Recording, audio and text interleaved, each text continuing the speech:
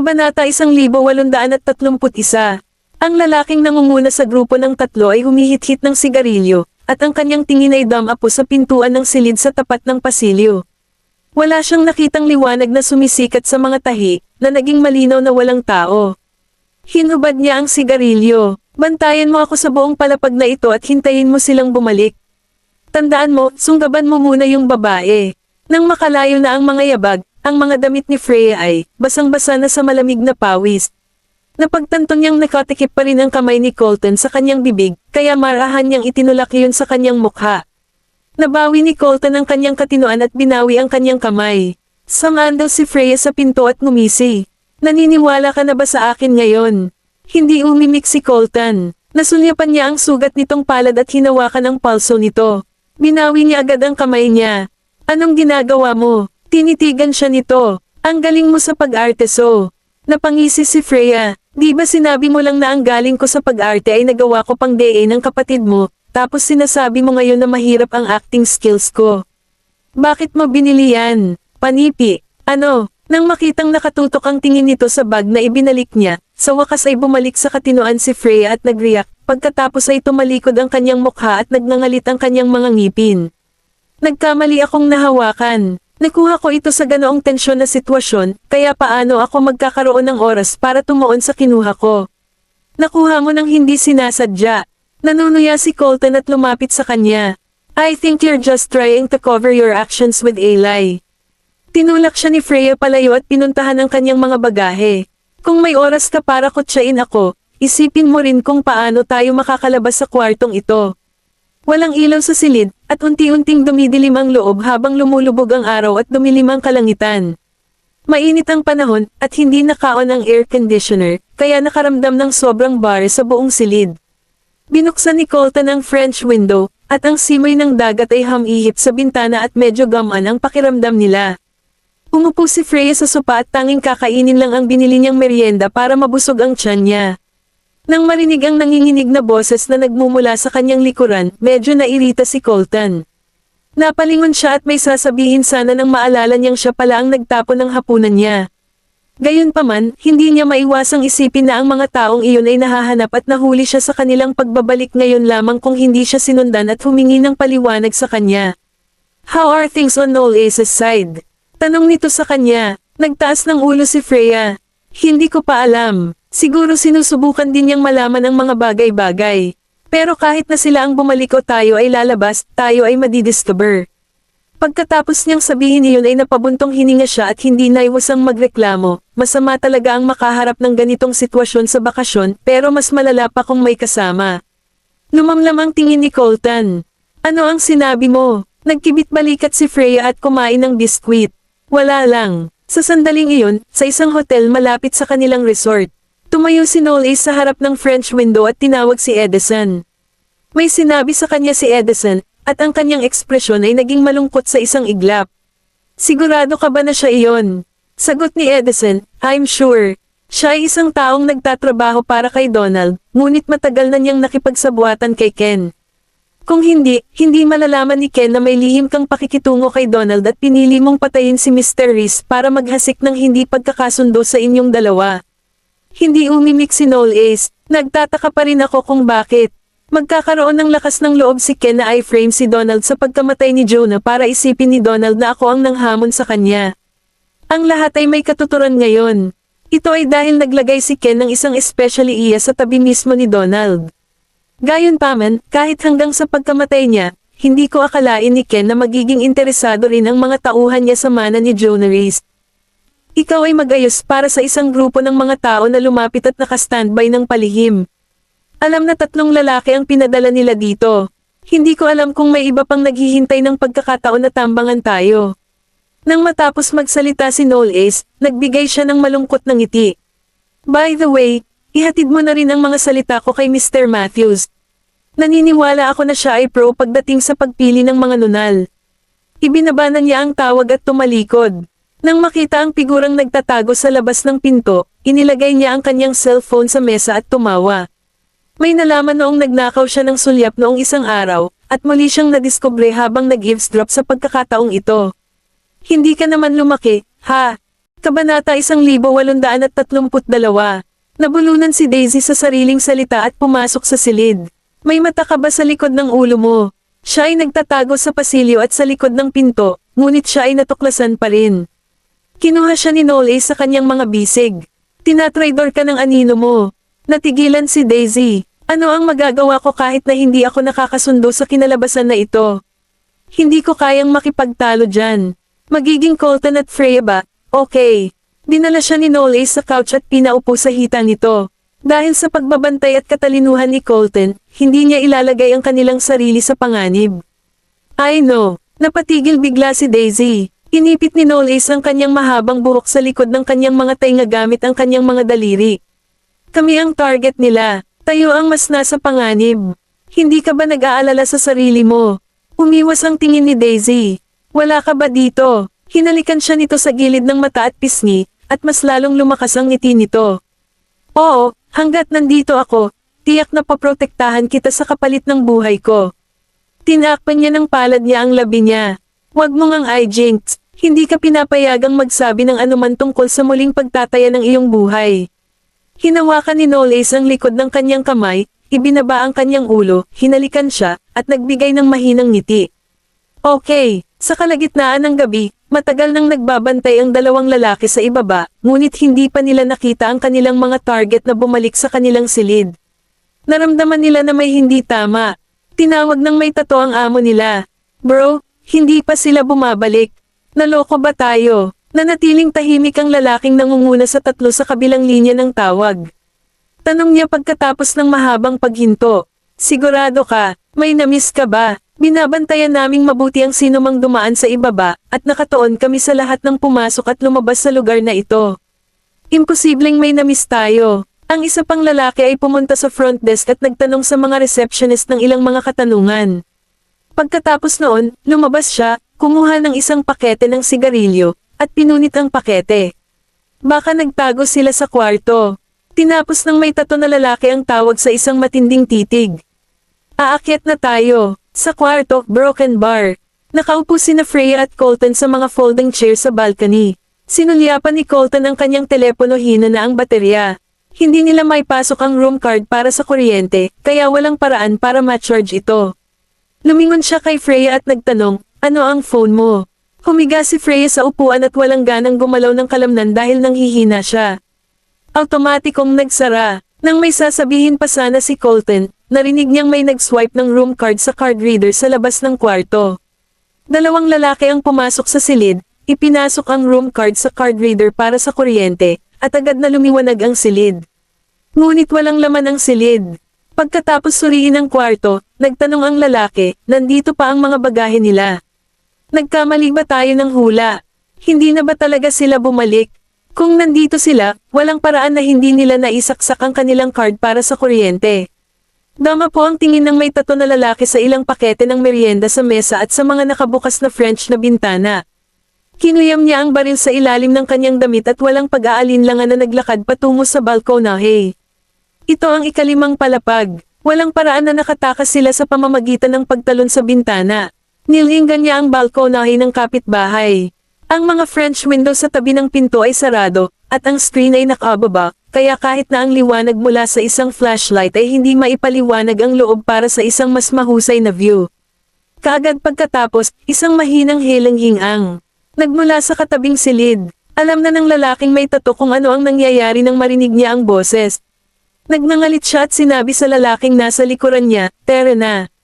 Matapos makumpirma na umalis na ang mga lalaki, tinakpan ni Colton ang bibig ni Freya at hininaan ang boses. Stop mo nang. Gano'n siya kawalan, Gia. Siya talaga ang may lakas ng loob na magpakawala ng ganoong ingay kapag nandyan ako. Ang punto ay na siya ay nasa bingit ng pagkawala ng kontrol. Nagtago ang dalawa sa likod ng mga kortina sa isang napakakipot na espasyo, at ang kapaligiran ay hindi maipaliwanag na intimate. Nanatili sa kadiliman ang dalawa, ngunit isang sinag ng liwanag ang tumagos sa screen ng bintana, kaya hindi nila nakikita ang isa't isa. Hindi malinaw na nakikita ni Freya ang ekspresyon ni Colton, kaya't binitawan niya ang kamay nito at matagumpay na sinabi, ngunit ako ang kailangang humakbang sa ganitong kritikal na sandali. Sayang ang talent ko kung hindi ako magiging voice actress. Hinatak ni Colton ang kanyang kwelyo, nakaramdam ng hindi maipaliwanag na init at irritable, at ang kanyang balangkas ng mukha ay nanigas. Hindi ka ba nahihiya sa sarili mo? Kabanata 1833. Tanong ni Freya bilang sagot, ano ang pipiliin mong gawin noon? Ang kumilos ng walang kahihiyan o ang mamatay?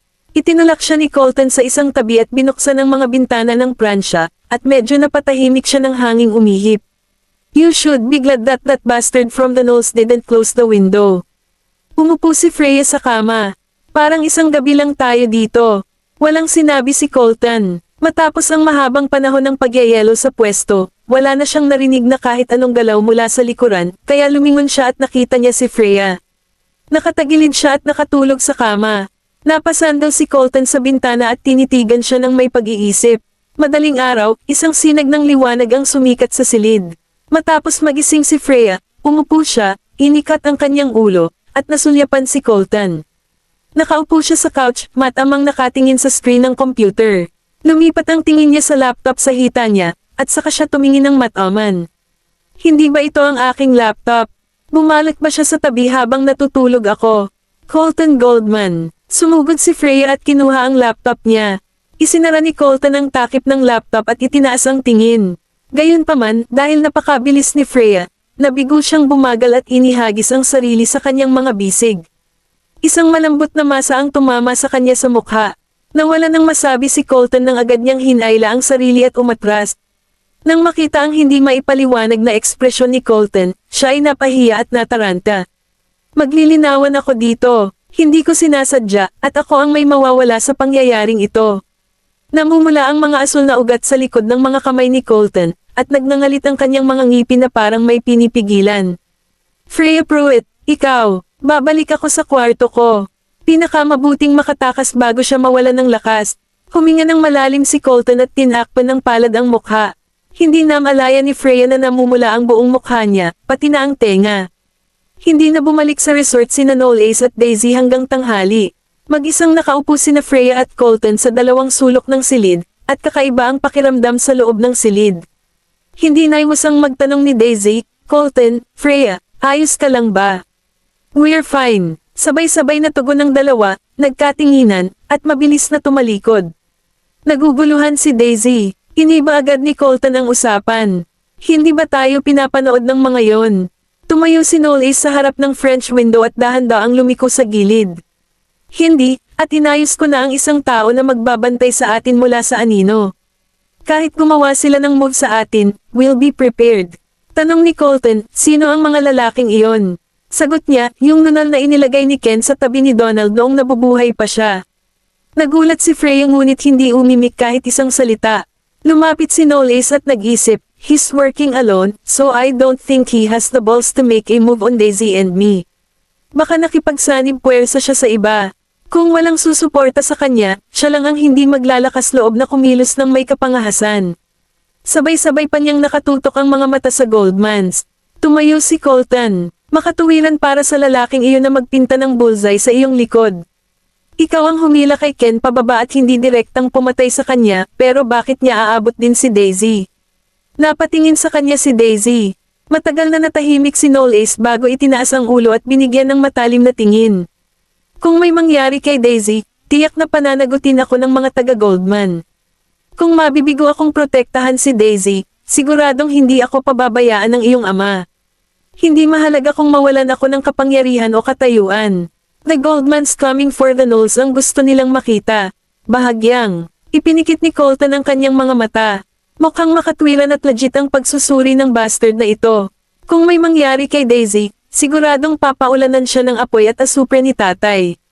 Kaya, gustong gamitin ng kabilang partido ang insidenteng ito para pilitin ng mga Goldman na habulin ang Knolls. Ang scheme na ito ay magiging sanhi lamang ng pagdugo ng mga Knolls ng malaki.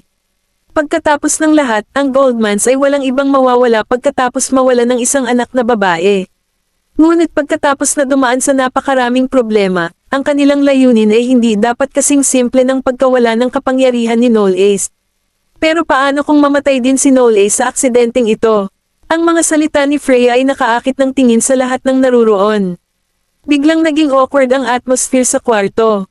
Itinaas ni Freya ang kanyang kamay para pigilan ang sinumang magsasalita at nagpaliwanag, nagbibigay lang ako ng halimbawa.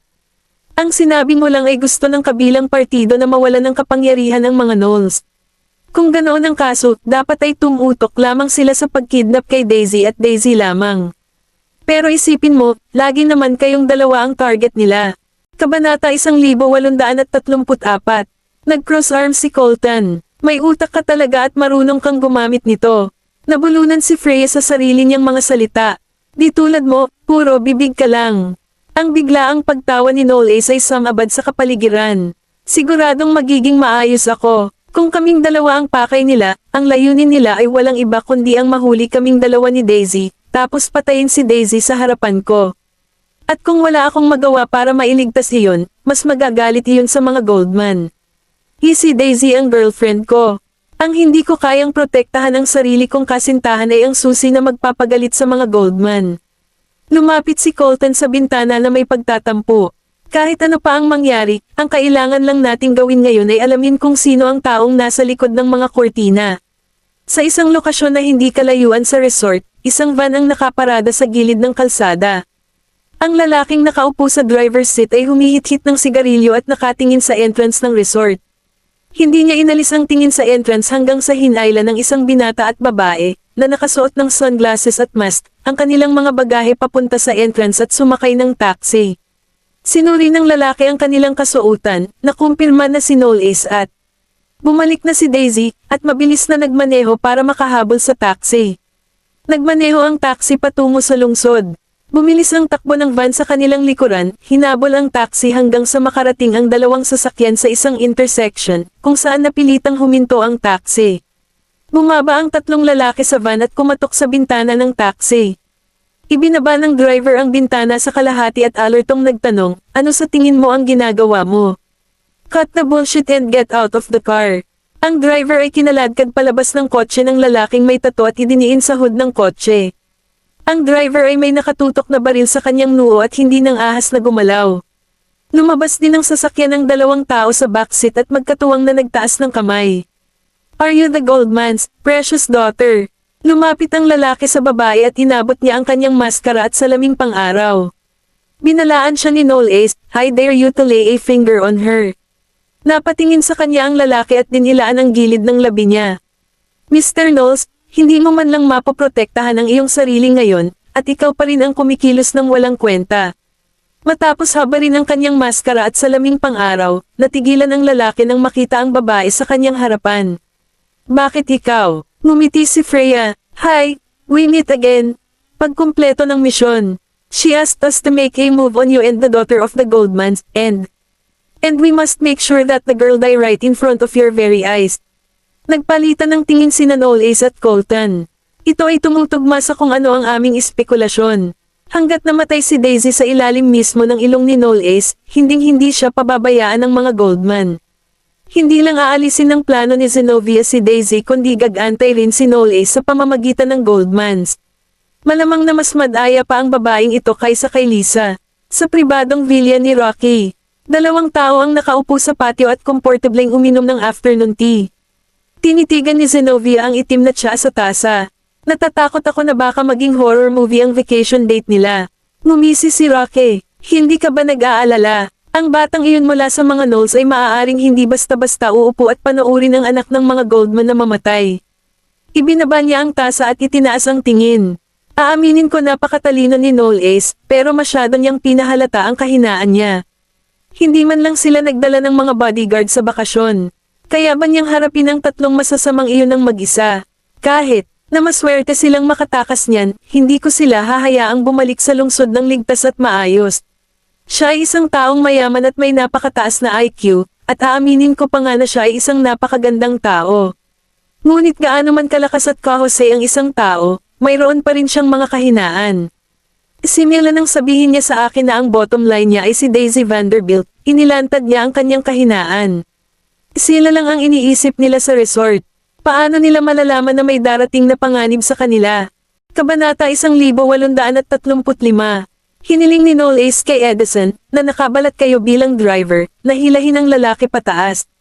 Pagkatapos ay hinawakan niya ang lalaki sa kanyang jawline at itinaas ang mukha.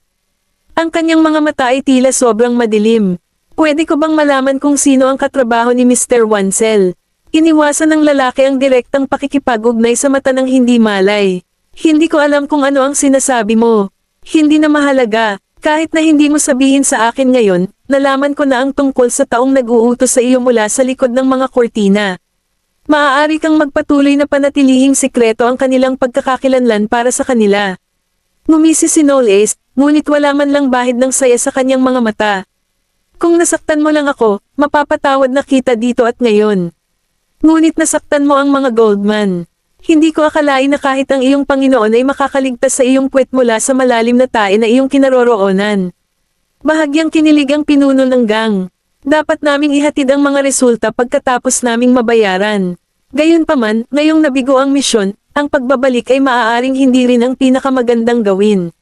Gayunpaman, tila nakapagdesisyon na siya at nakahanda sa pag-iisip na harapin ang mga kahihinatnan ng kanyang pagkabigo habang nanatiling tikom ang kanyang bibig at tumangging magsalita mula simula hanggang matapos.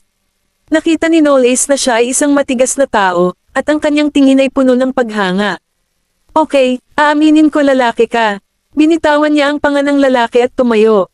Kahit hindi mo ibenta ang taong iyon, may iba. Dinala ng isang lalaking nakaitim ang may tato na lalaki at ang isa pang lalaki. Idiniin ang kanilang mga braso sa lupa, at isa pang lalaking nakaitim ang kumuha ng maliit na palakol mula sa ball. Bago pa magkaroon ng pagkakataon na makatunog ang lalaking may tato, ang lalaking nasa tabi niya ay sumigaw na ng malakas sa takot, huwag. Ayokong mamatay, pabayaan mo na ako, magsasalita ako, sasabihin ko sa iyo ang lahat. Nagnalit ang ngipin ng lalaking may tato. Just shut the fuck up. Ayoko pang mamatay. Kung gusto mong mamatay, maging bisita ka. Ginagawa ko lang ito para sa pera. Gusto kong mabuhay. Sumailalim sa mental breakdown ng lalaki at napaluha. Ang lalaking may tato ay sumuko sa pagpupumiglas. Wala siyang pagpipilian dahil ang taong nakatrabaho niya ay isang walang kwentang bagay na takot mamatay. Kinaway-kaway ni Knowles ang kanyang kamay at humiling sa isang tao na ay lapit ang lalaki. Then I'll give you a chance. Nanginginig ang lalaki. Miss si Livingston ang taong kumuha sa amin, at si Mr. Wansel lang ang taong tumulong sa kanya na planuhin ang lahat mula sa likod ng mga eksena. Natigilan si Daisy, habang ang ekspresyon ni Colton ay hindi maiwasang maging malungkot. Siya pala, hindi ako magsisinungaling sa'yo, hindi ako maglalakas loob na gawin iyon. Ang lalaki ay may matinding pagnanais na mabuhay at isinuko ang bawat piraso ng impormasyon. Sabi niya babayaran niya tayo ng $100,000 pagkatapos. Pagkumpleto ng misyon, hiniling niya sa amin na gumawa ng hakbang para sa iyo at sa anak ng mga Goldman, at dapat nating tiyakin na ang babae ay mamamatay sa harap mismo ng iyong mga mata. Nagpalitan ng tingin sina Knowles at Colton. Ito ay tumutugma sa kung ano ang aming espekulasyon. Hanggat namatay si Daisy sa ilalim mismo ng ilong ni Knowles, hinding-hindi siya pababayaan ng mga Goldman. Hindi lang aalisin ng plano ni Zenobia si Daisy kundi gagantay rin si Knowles sa pamamagitan ng Goldmans. Malamang na mas madaya pa ang babaeng ito kaysa kay Lisa. Sa pribadong villa ni Rocky, 2 tao ang nakaupo sa patio at komportableng uminom ng afternoon tea. Tinitigan ni Zenobia ang itim na tiyasa. Tasa, natatakot ako na baka maging horror movie ang vacation date nila. Ngumisi si Rocky, hindi ka ba nag-aalala? Ang batang iyon mula sa mga Knowles ay maaaring hindi basta-basta uupo at panoorin ang anak ng mga Goldman na mamatay. Ibinaba niya ang tasa at itinaas ang tingin. Aaminin ko napakatalino ni Knowles, pero masyado niyang pinahalata ang kahinaan niya. Hindi man lang sila nagdala ng mga bodyguard sa bakasyon. Kaya ba niyang harapin ang 3 masasamang iyon ng mag-isa? Kahit na maswerte silang makatakas niyan, hindi ko sila hahayaang bumalik sa lungsod ng ligtas at maayos. Siya ay isang taong mayaman at may napakataas na IQ, at aaminin ko pa nga na siya ay isang napakagandang tao. Ngunit gaano man kalakas at kahusay ang isang tao, mayroon pa rin siyang mga kahinaan. Simula nang sabihin niya sa akin na ang bottom line niya ay si Daisy Vanderbilt, inilantad niya ang kanyang kahinaan. Sarili lang nila ang inaalala nila sa resort. Paano nila malalaman na may darating na panganib sa kanila?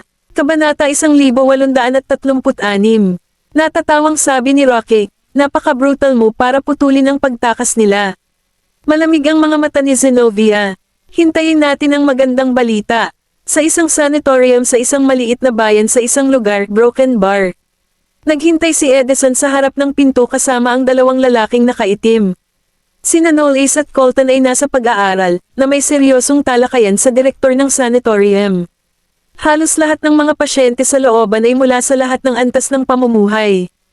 Ang iba ay nagbabasa, ang iba ay nag-zone out, at ang iba ay nag-uusap sa isa't isa. Ito ay kalmado at malinis. Nakaupo si Daisy sa hagdan habang ang ulo ay nakapatong sa kanyang mga kamay sa pag-iisip. Tumabi sa kanya si Freya at umupo. Ang maikling holiday na ito ay hindi masyadong masaya. Napabuntong hininga si Daisy. Sino ang nakakaalam na mangyayari ito? Magsisinungaling siya para sabihing hindi siya nagagalit. Sa wakas ay nagkaroon sila ng ilang araw na bakasyon, ngunit nangyari ito. Lumabas sina Knowles at Colton, at pagkatapos ay tumayo si Daisy at narinig ang sinabi ni Knowles, papayagan tayo ng direktor dito ng isang gabi. Nagulat si Freya, bakit hindi na lang tayo bumalik sa syudad? Hindi ba't nahuli na ang tatlong tao?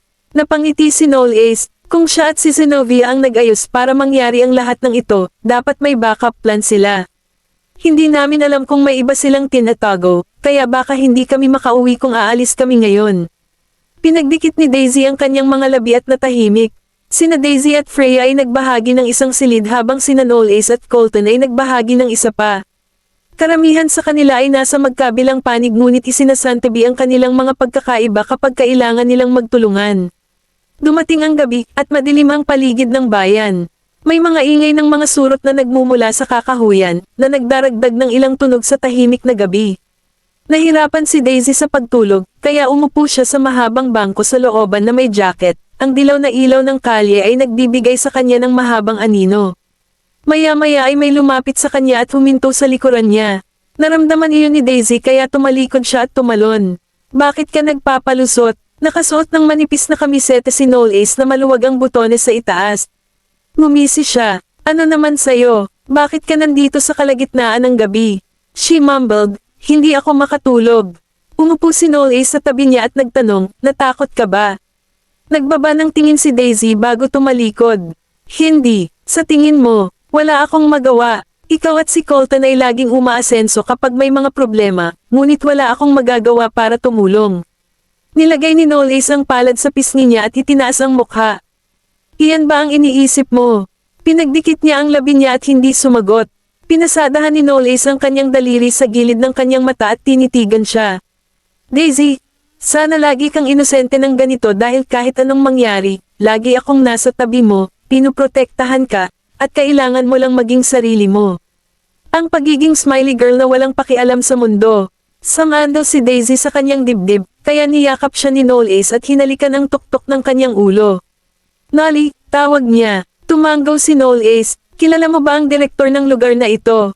Tila nagulat siya at nagdilim ang kanyang mga mata. Nagstay ako dito dati. Umupo si Daisy at gulat na tumingin sa kanya. Nasa sanatorium ka. Nakangiting sagot ni Knowles, car accident. Halos kalahating taon akong pinadala dito. Biglang may naalala si Daisy. Iniyuko niya ang kanyang ulo at hindi nagsalita. Muntik na niyang makalimutan na nawala ang alaala niya sa isang aksidente sa sasakyan. Do, may naalala ka ba? Kabanata 1837. Tumingin si Knowles sa kanya at nagtanong, gusto mo bang maalala ko? Siyempre, may mga utang na dapat bayaran, ungol ni Daisy. Lumapit siya. Anong utang? Napalingon si Daisy at sinabing, hindi ko sasabihin sa iyo. Napangiti siya. Sige, tandaan mo lang. Tatanggapin ko ang anumang parusa para doon. Tumawa si Daisy. Hindi kita paparusahan. Masama ang pakiramdam mo. She got up and cheekily said, yes, I will. Kaya bawal ka na matulog sa akin. Tumigil muna si Knowles bago tumawa. Napakalupit niyan. Nasa kalagitnaan na ng hagdan si Daisy nang tumalikod siya at sinabing, iinis ako sayo. Kinabukasan, nagpaalam na sila sa direktor at umalis na sa lugar. Patuloy na humikab si Daisy simula nang makapasok siya sa sasakyan. Umupo si Freya malapit sa kanya at bamulong, did you two sneak up for some fun last night? Tinulak siya ni Daisy palayo. Hindi, noong nakatulog ako, 1 AM na, pero hindi ka pa bumabalik. First, I was wondering kung bakit ang hilig mong magpalusot. Napatingin si Daisy kina Knowles at Colton sa mga upuan sa harap at sumandal pagkatapos makitang pareho silang hindi nagre-react. We love meeting up in the middle of the night. Ngumiti si Freya, nagde-date ka pero parang nanlaloko ka lang. Bakit kailangang mangyari ito sa gabi? You should get yourself a boyfriend. Pinipigilan ni Daisy ang pagtawa sa pamamagitan ng pagtakip sa bibig. Baka mararamdaman mo rin ang saya ng dating sa kalagitnaan ng gabi. Nagngangalit si Freya, may ipapakilala ka ba sa akin? Kaya kung isakripisyo si Waylan. Anong pinagsasabi mo? Bago pa siya makatapos ay pinutol na ni Colton ang mga ito nang lumingon siya sa dalawa sa likuran. Kinikilig si Daisy habang nakatingin sa mga mata niya at pilit na ngumiti. Wala, siya ay nasa ilalim ng impresyon na siya ay sapat na tahimik para hindi nila marinig. Biglang pinandilatan ni Colton si Freya. Don't get any funny ideas. Tapos tumalikod na siya. Nagiba ang ekspresyon ni Freya dahil wala siyang nagawa. Anong ibig mong sabihin, Colton? May buto ka bang kukunin sa akin? Isinuot ni Colton ang kanyang earphones at hindi siya pinansin. Tumawa si Freya at malakas na sinabi, may mga taong may sakit lang sa ulo at kailangan ayusin. Huminga ng malalim si Daisy at nanatiling tahimik. Si Colton ay hindi nakikinig ng musika, kaya narinig niya ang lahat. Nagtadjust siya ng ngipin at tumalikod. Huwag mong kalimutan na may utang ka pa sa akin. Kailan ba ako may utang sa'yo? Kung hindi kita hinayla pataas noong nahulog ka sa tubig, nalunod ka na sa dagat. Huminga ng malalim si Freya at sumagot, I didn't ask you ta. Sigurado ka, nung hinayla kita pataas, hiniling mo na wag mo akong bitawan. Si Colton ay mapagmataas dahil mayroon siyang patunay. Wala nang masabi si Freya kaya tumalikod na lang siya ng may maasim na tingin. Hindi pinansin ni Knowles ang kanilang pagtatalo at patuloy na nagbabasa ng kanyang magazine sa buong oras. Sa isang punto, humiling siya. Pagdating nila sa bayan, may bumati sa kanila. Mga lalaki ni Tristan. Umupo si Tristan sa kotse sa tapat nila at ibinaba ang bintana sa likod. Huminto si Knowles sa harap ng bintana at binati siya. Tito Tristan. Sila ay dumating sa isang unremarkable normal na kotse upang humiga. Tumingin si Tristan sa kanila at sinabing, buti naman at nakabalik ka ng ligtas. Ibinigay na sa pulisya ang mga kriminal. Si Miss Livingston naman, sabi ng mama mo siya na ang bahala sa kanya. Sa Sunrise Hotel, Kabanata 1838, si Zenobia ay naghihintay ng balita at gumawa ng ilang mga tawag sa telepono, ngunit wala ni isa sa kanila ang dumaan. Nakaupo siya sa sopa na may hukay sa tiyan. Biglang bumukas ang pinto at pumasok ang server. Tumayo si Zenobia at may gustong sabihin pero nakita niya si Diana na may kasamang mga lalaki kaya nagbago ang ekspresyon niya. Mrs. Knowles, umakyat ang mga guard niya matapos makita ang mga tao. Ano ang ibig sabihin nito? Umupo si Diana sa sopa at sinabing, hindi mo na kailangang itanong sa akin kung ano ang ginawa mo. Sinubukan ni Zenobia na manatiling kalmado. Naalaman ba niya? At ang mga tawag na hindi natuloy, nahuli ba? Sinubukan ni Zenobia na manatiling kalmado. Alam kong may buto ka para kunin ako, pero hindi ko alam kung ano ang ginawa ko para magalit ka sa akin. Bakit ka ba nakakainis? Aren't you self-conscious? Tumayo si Diana at dumiretso sa punto. Sa tingin mo ay gagana ang iyong mga plano sa pamamagitan ng paglalagay sa aking anak na babae sa panganib para pilitin ang aking anak na makipagkompromiso. Nakakaawa ka. Napailing si Zenobia sa galit. Nakakaawa ako. Sinubukan ni Knowles na mapunta muna sa pamilya ko. Paano kung may gawin ako sa kanya? Isang mahigpit na sampal ang ibinigay ni Diana sa kanya na ikinabaling ng mukha niya. Nag-iwan ito ng pulang marka sa hugis ng kamay. Hinawakan ni Zenobia ang mukha niya at gulat na napatingin sa kanya. Sinampal mo ako. Ikaw ang humiling nito. Sa tingin mo ba hahayaan ng anak ko ang pamilya mo na dumaan sa atin, Knowles? Kumpiyansa ang pagpapatuloy ni Diana. Kahit nagpakasal ako sa Knowles family, nasa likod ko ang royal family ni Yar Amor. Isa kang dayuhang bisita na nagdudulot ng gulo sa ating bansa at nagdudulot ng pinsala sa isang maharlika. Tingnan natin kung ililigtas ka ng pamilya mo sa krimen na iyon. Pumasok ang ilang pulis at nagbago ang ekspresyon ng mukha ni Zenobia. You dare touch me. Huwag kalimutan na ang mga Livingston ay mga inapo ng mga royal sa Hanistan. Sinusubukan mo bang magsimula ng digmaan? Tumawa si Diana. Oo, ang mga Livingston ay mga inapo ng mga royal, ngunit ang Hanistan ay hindi monarkiya, kaya ang iyong pamilya ay nasa pinakamataas na lipunan. Kaya mo bang kunin ang mga usapin ng bansa? Natigilan si Zenobia dahil nasira ang pag-asa niya. Ang mga Livingston ay mga inapo ng royals, ngunit wala na sila sa kapangyarihan sa Hanistan. Hindi na sila matatawag na royal at maaari na lamang sumakay sa coattail ng kanilang mga ninuno. Gayunpaman, kung ano ang mayroon ng Livingstones higit sa iba ay pera. Sa kanyang bansa, masisiyahan siya sa kaakit-akit na paggamot. Gayunpaman, ang lahat ay nawala ngayon. Ang kanyang ama ay nasa bilangguan at hindi na pakakawalan, habang hawak ng kanyang tiyuhin ang lahat ng kapangyarihan, kaya wala siyang anumang bagay kung siya ay bumalik. Dinala siya ng mga opisyal. Isang grupo ng mga reporter ang naghihintay sa labas ng hotel.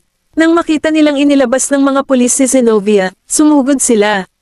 Miss Livingston, narinig namin na sangkot ka sa tangkang pagpatay kay Miss Vanderbilt at apo ng hari.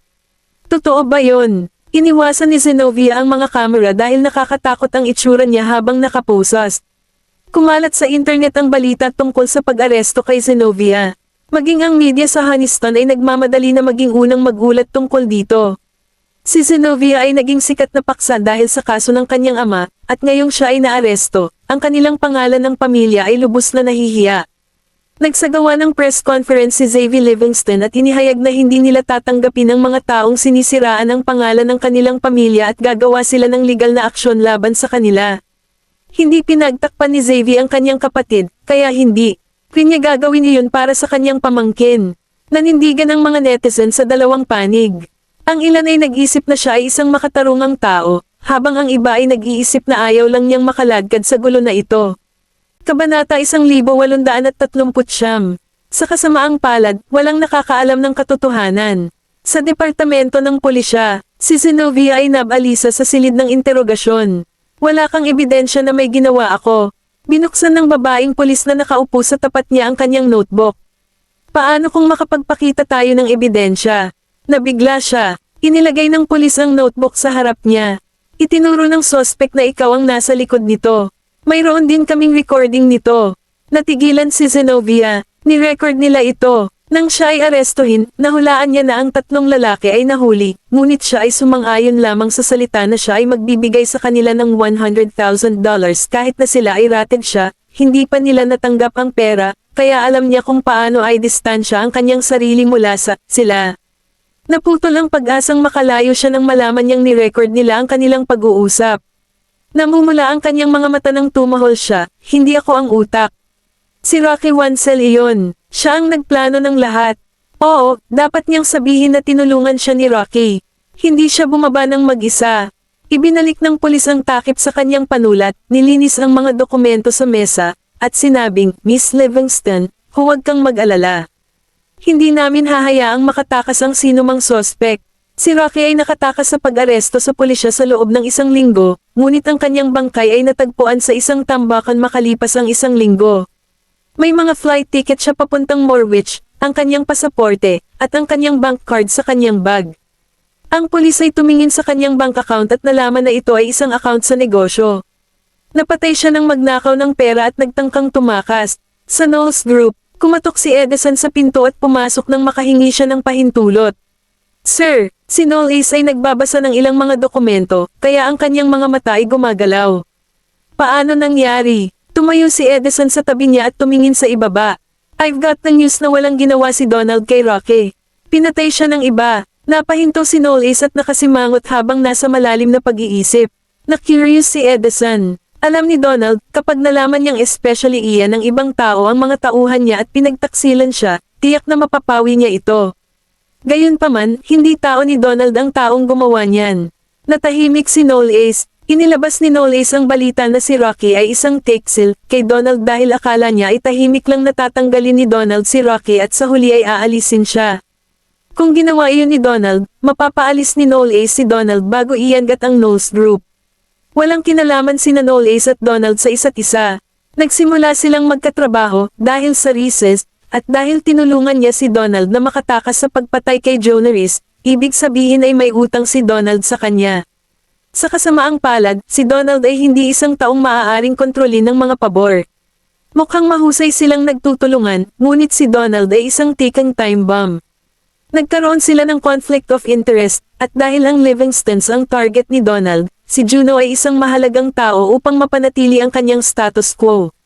Si Juno ay ipinadala sa bilangguan, at kahit na si Zenobia ang nagulat sa kanya, malamang na sumasabay lang si Donald dahil sa kanyang pagiging maingat.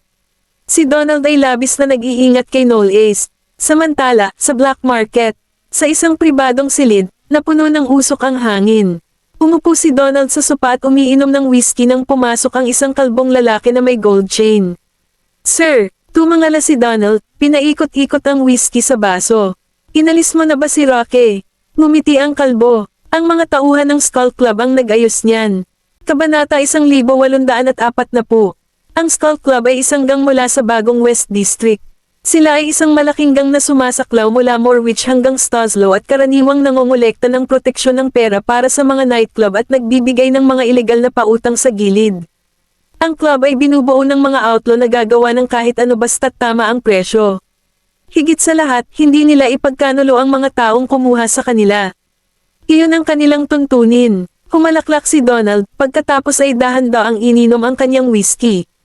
"Great, Bear, kumuha ka ng isang tao na sumunod sa iyang Mr. Knowles sa paligid." Nagtataka ang lalaking nagngangalang Bear. "Young Mr. Knowles, hindi ba kayo nagtutulungan?" Nanatili ang mata ni Donald sa salamin bago tumingin sa likod. "Walang long-term partner. Wala akong tiwala sa kanya." Isang linggo matapos arestuhin si Zenobia, pinabalik siya sa Honeyston para sa kanyang paglilitis. Siya ay sinentensyahan ng 5 taon sa bilangguan at 2 taon ng proboscion dahil sa tangkang pagpatay. Siya ay pinagbawalan na umalis ng bansa magpakailanman. Nagpunta siya mula sa isang mataas na itinuturing na upper class na babae hanggang sa isang convict. Nawala ang kanyang reputasyon at katanyagan ng sabay-sabay. Pagkaraan ng isang buwan, dumating ang taglagas. Sa Hathaway Villa, binuhusan ni Zyla ng homemade milk tea si Daisy. "Tumigil ka na ba sa pag-aaral?" Napangiti si Daisy. "Natapos ko na ang thesis ko, tapos na kami sa finals. Nasa tuktok ako ng drama, theater, at film department." Ibig sabihin, kung gusto niyang makapagtapos ngayon, kailangan na lang niyang mag-apply. May kalayaan siyang pumasok sa mga klase o hindi.